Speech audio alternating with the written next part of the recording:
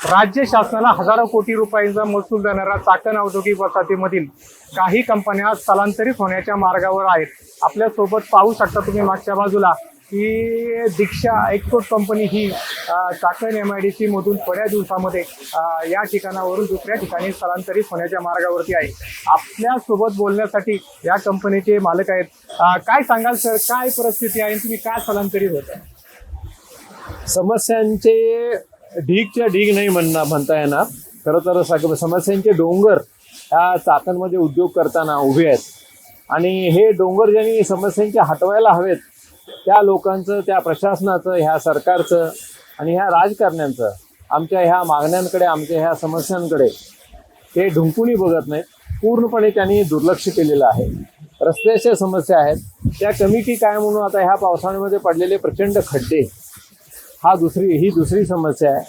कचऱ्याचे ढीग, power supply नीटचा न होणं, वॉटर सप्लाय नीटचा न होणं, ह्या काही त्यातल्या प्रमुख समस्या आहेत.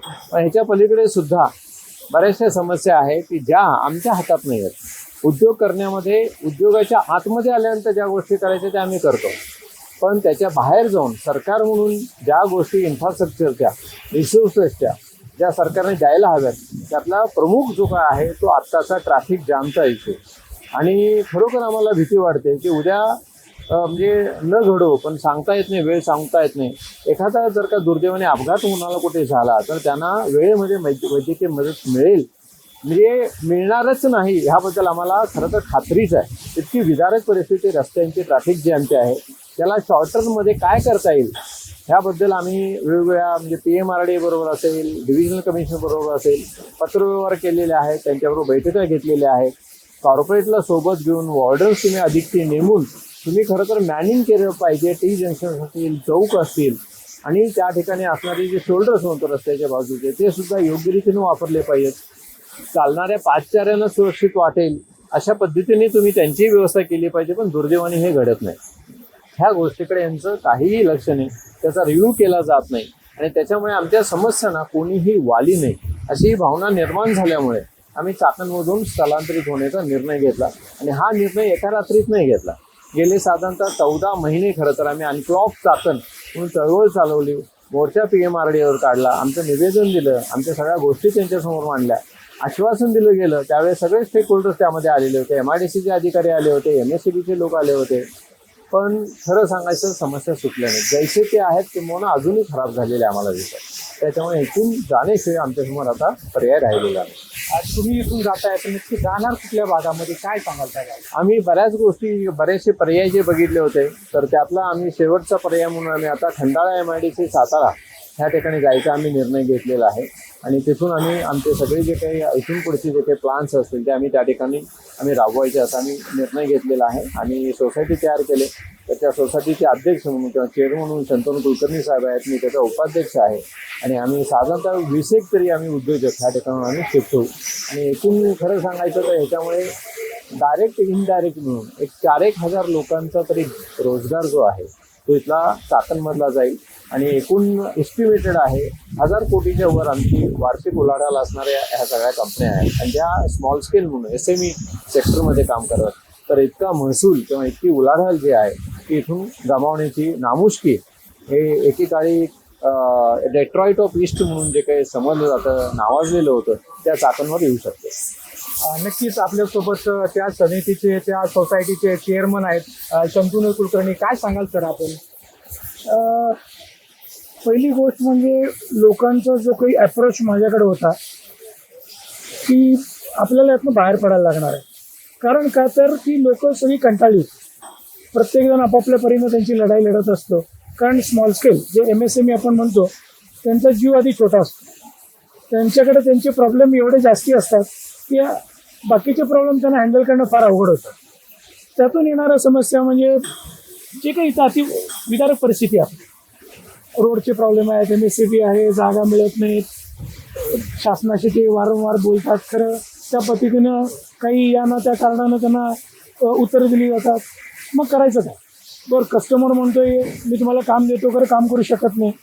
मग या सगळ्यांमध्ये आम्ही गेली 1 वर्षभर आमचे मीटिंग चालू होत्या, आम्ही पर्याय काय काय आम्ही काय ग्रुप म्हणून ॲक्टिव्हिटी करू शकतो, कारण आमची परिस्थिती एवढी मोठी नाही आहे की जसं मोठ्या कंपन्या करू शकतील की उठलो आणि निघून गेलो.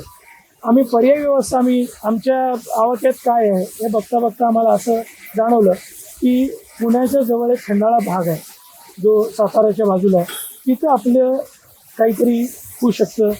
रेट स्वस्त आहेत, आम्हाला परवडणारी इन्फ्रास्ट्रक्चर तिथले अधिकारी द्यायला तयार आहेत. मग आम्ही सगळ्यांनी ठरवलं की आपण तिकडे जाऊया. त्यामुळे जे काही इथलं पुढचे एक्सपान्शन आहेत किंवा जे काही पुढचे आमचे काही असेल तर आम्ही तिकडचा प्लॅन करतो. तुम्ही म्हणताय की या ठिकाणी ज्या काही तुम्हाला इन्फ्रास्ट्रक्चरच्या महत्त्वाच्या गरजा आहेत त्या पूर्ण करू शकत नाही, हे महाराष्ट्रामध्येच आहे, मग तिथं तुमच्याकरता राज्य शासन पूर्ण करेल का? आता कसं आहे की आम्हाला कोणावरती तरी विश्वास ठेवणं गरजेचं आहे. आता आम्ही जे काही तिथले अधिकारी आमच्याशी संपर्कात होते किंवा मी जाऊन पर्सनली भेटलो होतो तर ते म्हटले की साहेब आमच्याकडे जागा अवेलेबल आहे, तुम्ही या, तुम्हाला MSMEच्या अंडर आम्ही कसं प्लॅन करता येईल ते बघूया. तुम्ही आला की आपण तुमचं प्रपोजल पहिला मला द्या, ते आपण शासनाकडे पाठवूया आणि तिकडनं आम्ही तुम्हाला पूर्णतः, कारण तिकडे डिमांड कमी आहे आणि तिकडे ऑलरेडी इन्फ्रास्ट्रक्चर डेव्हलप आहे. तुम्ही जर का आता बघाल तर मोठे रोड जी पूर्वी MIDCचं आम्ही जायला कारण एकच आहे, कारण 99 साली जेव्हा MIDC इथं स्थापन झाली त्या काळचे जे काही रोड इन्फ्रास्ट्रक्चर होते ते आज देखील तसंच आहे. म्हणजे पूर्वीच्या काळी 50-100 उद्योग असतील, आता ते 10,000 आणि 20,000 आहेत. तुम्ही जर का त्याप्रमाणे जर का इन्फ्रास्ट्रक्चर आणि बाकीच्या गोष्टी वाढवल्या नाहीत तर हा माझा सोडून टाका, सगळ्यांचाच प्रॉब्लेम आज नव्हता येणार आहे. मग पर्याय व्यवस्था काहीतरी केली पाहिजे. म्हणून आम्हाला असं वाटतं की तो जो भाग आहे तो अजून डेव्हलप नाही आहे, तिथं आम्हाला सोयी आता आमच्याप्रमाणे मिळण्याची आश्वासनं दिलेली आहेत आणि होण्याची शक्यता मला दाट वाटली. त्यामुळे मला इकडनं पुढे तिकडे जावं असं आहे. एकंदरीत किती उद्योग आपले तुमचे या ठिकाणी त्या ठिकाणी जाणार आहेत? मला तसं जर का माझे जे काही आमच्या असोसिएशनमधली मेंबर्स होती त्यांनी 40 लोकांनी मला अर्ज करून ओन्ली म्हणजे सोसायटी आमच्या असोसिएशनला न देता त्यांनी डायरेक्ट MSME डिपार्टमेंटला MIDCला पण त्यांनी पत्रव्यवहार केलेला आहे की आम्हाला पाहिजेल आहे. त्यातलं माझ्या अंदाजानं 20 लोक तरी जे 20 प्लॉटिंगचं अंदाज आहे, त्याचं 20 प्लॉट अवेलेबल आहेत, ते तरी नक्की पुढच्या वर्षभरात. बरोबर. काय सांगाल तुम्ही, काय सांगाल?